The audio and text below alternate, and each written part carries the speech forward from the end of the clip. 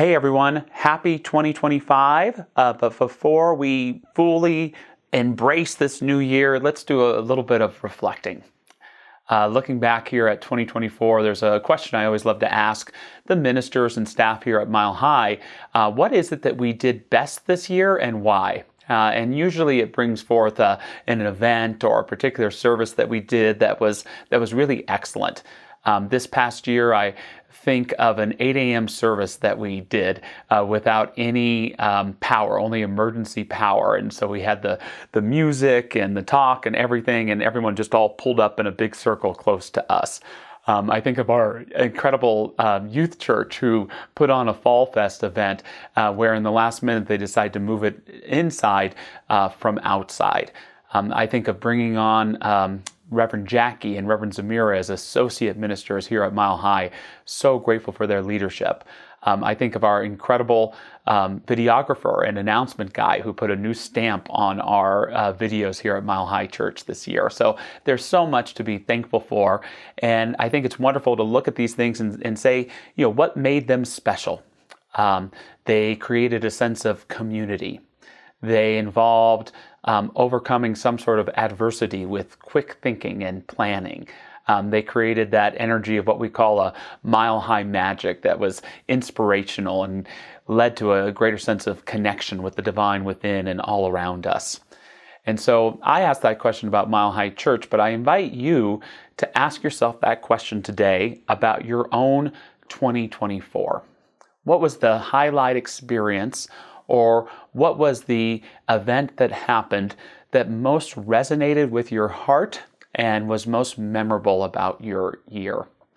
When I think about my own personal life, I think about going home to California and having a dinner with my parents in January.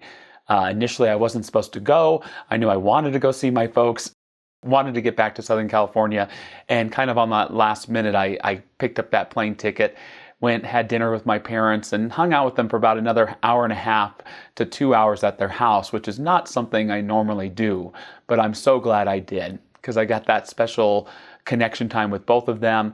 My dad passed away in August, and that experience was so meaningful for me. And what resonated with it for me was that part of me that said I can't afford it, I got over it. That part of me that said I didn't have the time, I got over it.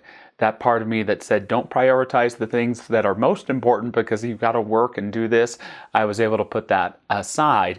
And for doing that, I was able to have a really special and sacred experience with my parents in many ways for the last time. There were some wonderful other things that happened too. I got to take Nancy June to Disneyland, hopefully gave a good sermon or two here at Mile High Church. Good times with friends and family. What was it for you? And what resonated, and how can you take what resonated most and build that as the momentum that builds up your 2025? Here's a hard question. What was the worst thing that happened in 2024, and why? I can think of arguing with my spouse, especially in front of the kids. I can think of moments where I wasn't taking good enough care of myself and knew it. I can think of moments where I chose self-rejection and blame more so than self-compassion. And sometimes it's good to identify those things that didn't work well for us so that we can identify what not to do in 2025. So again, emphasizing what went well and why, how can you bring that into your everyday life in 2025? For me, it's how can I prioritize who's most important to me? How can I, yes, have a budget and have meaningful concerns, but also know that I'm capable of doing what's most important to me? How can I take each day, not just to take a trip later in the year, but to take that time to connect with those that I love and appreciate the life that I'm living? In those sacred and great experiences that we've had just in 2024, we can find the secret sauce to build a great 2025. So I'm interested in knowing what it is for you. You can always email me. I'm at jreeves@milehighchurch.org.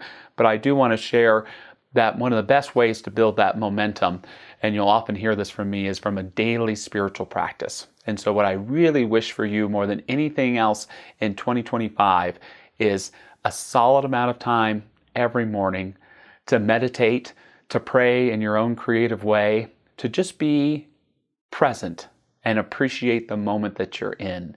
And if you can do that every day, the best of what is within you will continue to rise up and it will begin to bear fruit in your life. I brought a quote from our founder, Ernest Holmes, that speaks to spiritual practice and perhaps holds a blessing for you in this 2025.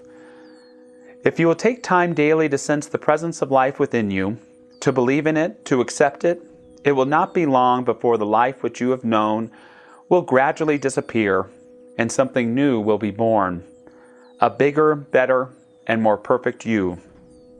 You will pass from death into life, from lack and want into greater freedom, from fear into faith. From a sense of being alone, you will pass into a realization of oneness with everything, and you will rejoice in this oneness.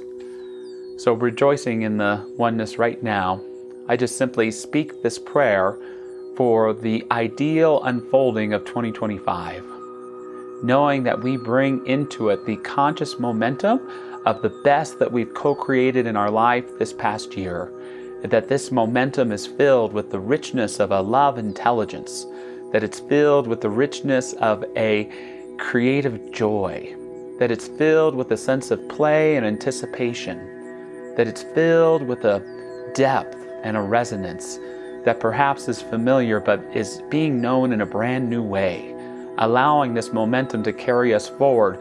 We only need to keep going along with it, to be in that place of an affirmative yes, to greater good, to greater love, to greater well-being.